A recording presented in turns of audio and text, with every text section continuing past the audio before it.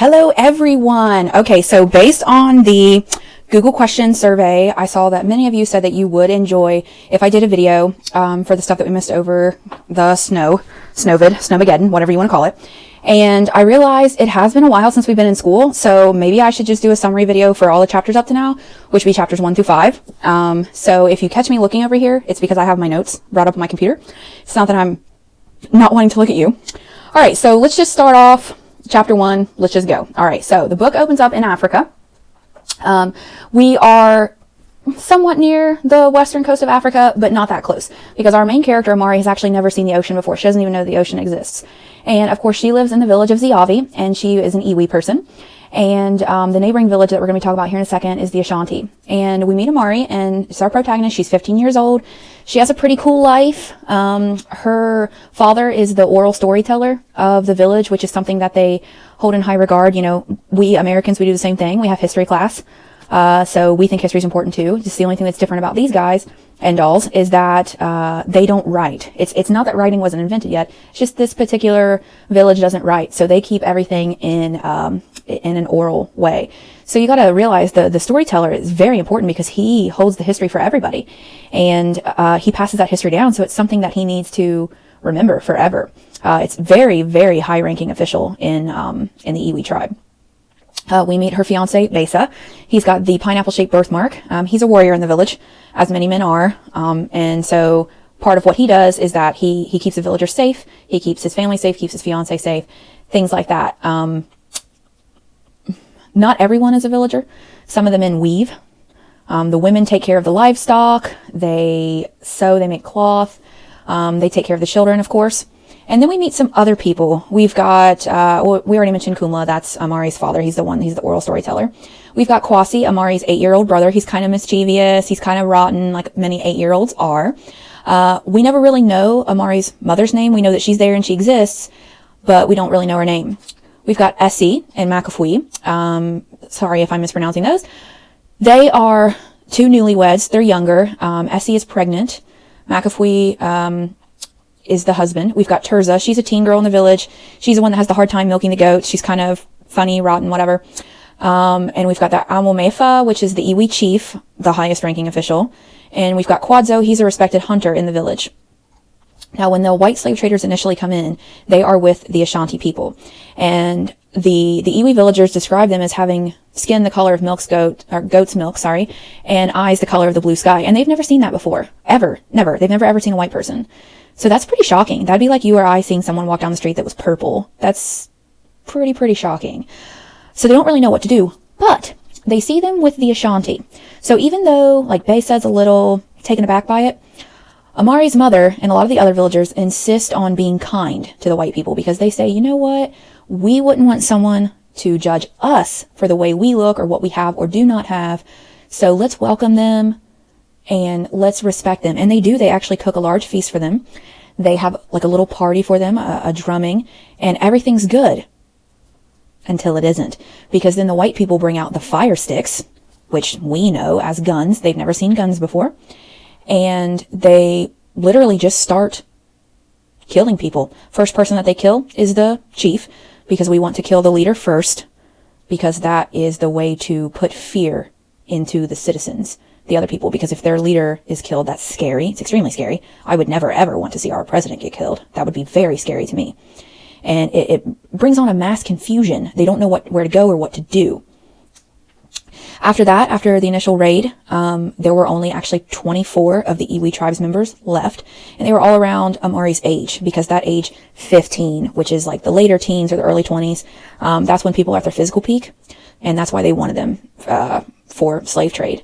And of course, where they thought they could trust the Ashanti, they couldn't. The Ashanti were working with the white people, and they traded off the slaves, and initially the Iwi tribe's members didn't really understand what was going on.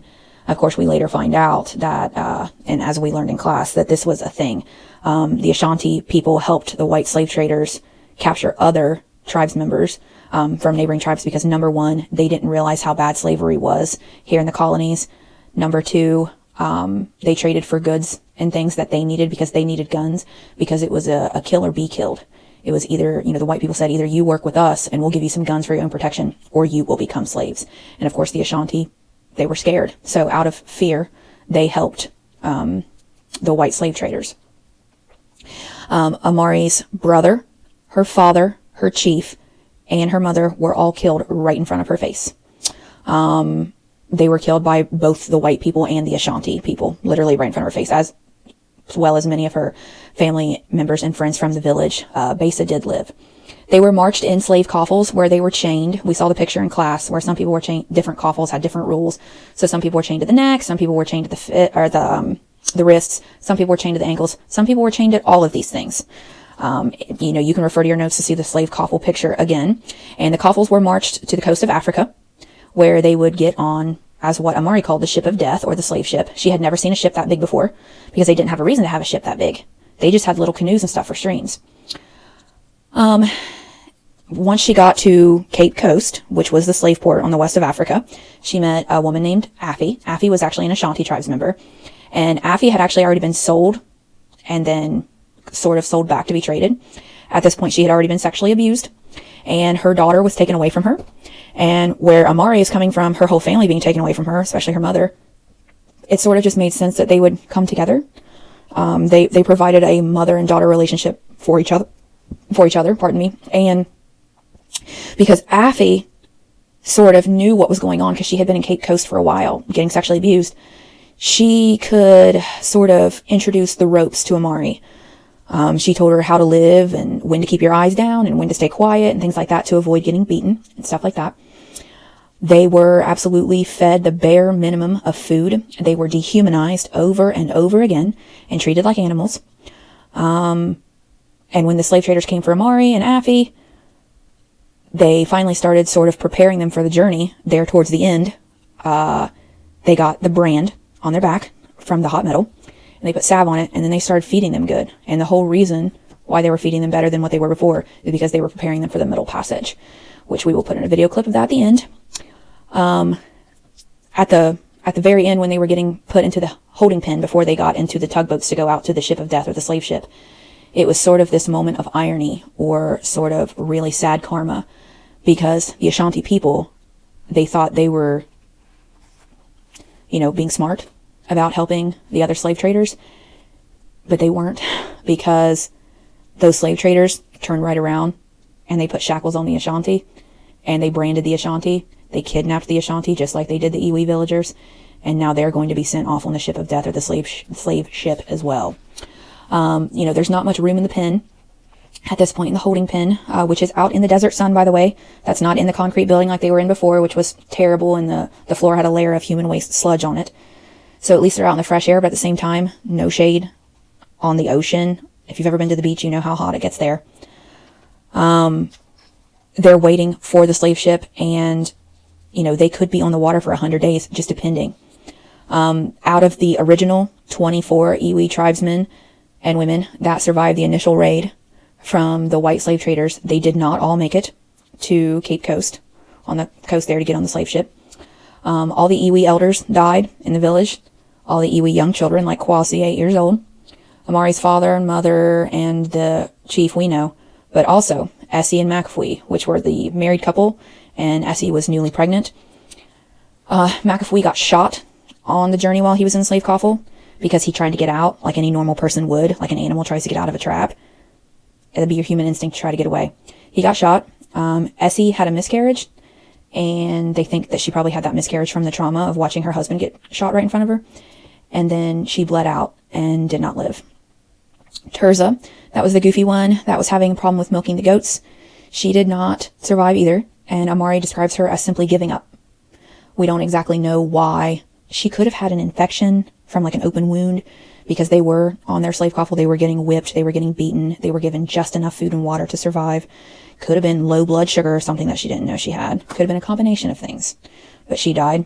And then 7 other Iwi men and women died on that journey while in the coffles. They were kind of nameless. We didn't know their name. But in total, to Cape Coast, Amari Besa and 13 others. So 15 of the original 24 survivors of the original entire village of Iwi. Those are the only people that made it to Cape Coast. Now imagine. Adams County, even though we're not a particular necessary culture, we are a kind of a culture in our way. Imagine if everybody in Adams County but 24 people were killed. You've only got 24 Adams Countyans left. And then your number is taken down to 15 because even more people die. That's how terrible it was. And then Amari, of course, finds herself wanting to die. And I do not, I don't like suicide, and I definitely wouldn't recommend suicide to anybody. But you can empathize with her, even though we don't agree with it. We don't want suicide for her, and we don't want suicide for us. We can empathize with her feeling. And she doesn't want to live anymore, but Affie tells her, you have to live. She says, why? She said, I don't know. But you, just like me, we were chosen to survive. And we need to survive.